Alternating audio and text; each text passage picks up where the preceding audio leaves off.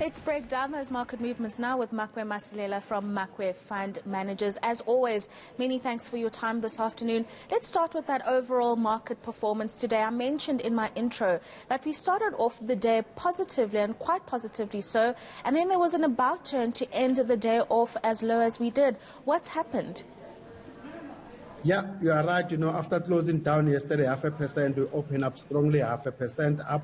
But yes, during the session, we had to lose some of those gains and ended up the day in the red. And I think the question here is, as much as we are seeing economies reopening, market participants are starting to look for signs, of any recovery thereof. And I think there's a tug of war between what has been happening with the good economic data that we've been getting, also the good corporate earnings that we've been getting, and that is between the concerns about inflation and also about the new numbers that we are seeing when it comes to new infection of COVID-19. So people are debating all that. And at some points, market have to start looking forward what are the banks going to be doing, meaning the central banks and the governments, because they've been helping the economies to cope with COVID-19. At some point, something has to give in. And now, just a few minutes back, we just heard the U.S. Treasury Secretary at last, accepting that at some point interest rates have to start going up. And I think that will be reflected on our markets properly tomorrow.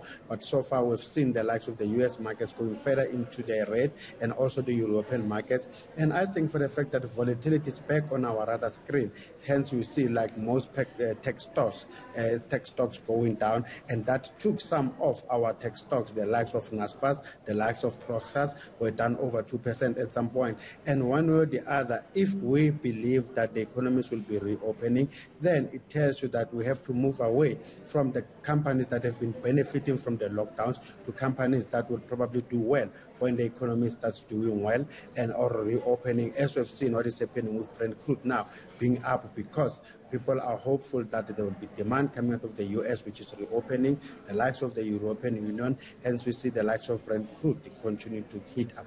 Right, let's move on to some company news now.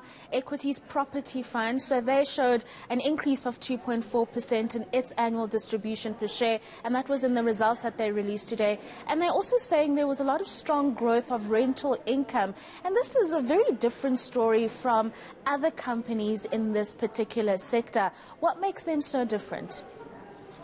Because the guys are more into what we call logistic property space, so hence they continue to benefit from that because we know that during the lockdowns, that was more in demand, the warehousing, stuff like that. And also, if you look at their property vacancy, it's only sitting at a mere 0.01%.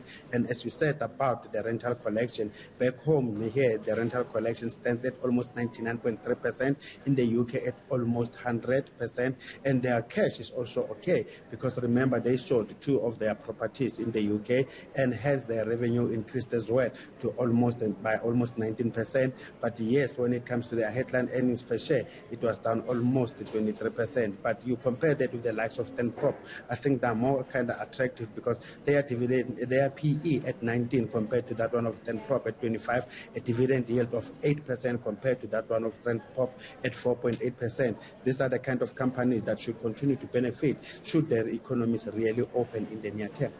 What about Arcelo? How will this company be now benefiting from the fact that they've just lost their chief financial officer? Since announcement being shared not so long ago that he will be stepping down from his role. How does this affect or benefit or not Arcelo Mittal? I think going forward, you need new blood. We know that what has been happening with Arcelo Mittal, the guys have been in trouble. The guys have not been making good money. And some other reasons are understandable, given that there have been cheap imports coming into the country. So, but now, with the economies, the infrastructure that the government is planning, then they stand to benefit well. And I think now you need people who will drive this company into new highs. And I think that's one of the things that people will be looking at because of the infrastructure spend. And of course, we'll be watching that share price very closely as the markets digest that news tomorrow during the trading day. And that is Makwe Masilela, who's from Makwe Fund Managers, giving us an update of how the markets ended off the day.